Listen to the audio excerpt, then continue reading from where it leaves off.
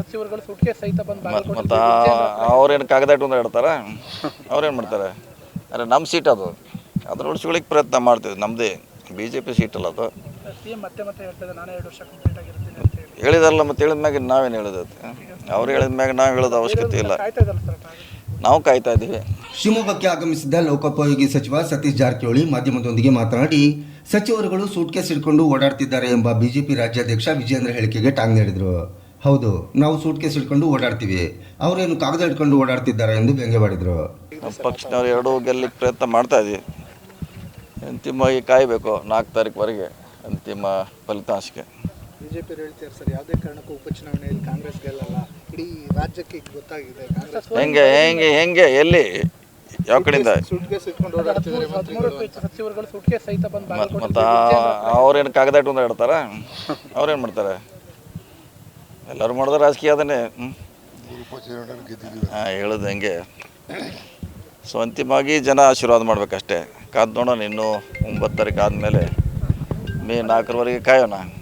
ಸರ್ಕಾರಕ್ಕೊಂದು ಪ್ರತಿಷ್ಠೆ ಆಗಿದೆ ಉಪಚುನಾವಣೆ. ಪ್ರತಿಷ್ಠೆ ಏನಿಲ್ಲ, ಪ್ರತಿಷ್ಠೆ ಏನಿಲ್ಲ. 143 ಸೀಟ್ ಇದ್ದೀವಿ, ಪ್ರತಿಷ್ಠೆ ಏನಿಲ್ಲ.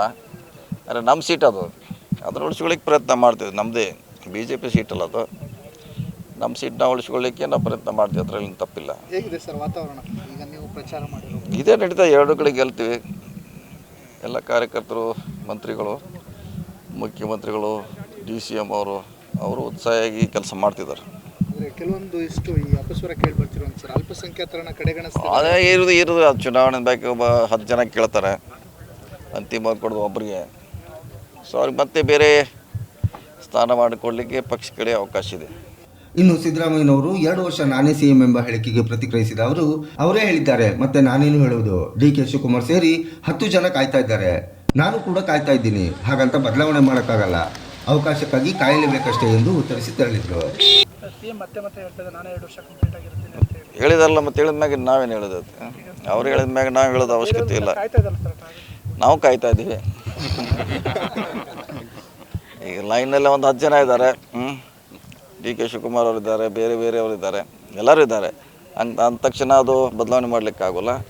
ಅವಕಾಶಕ್ಕಾಗಿ ಕಾಯಬೇಕು ಅಷ್ಟೇ.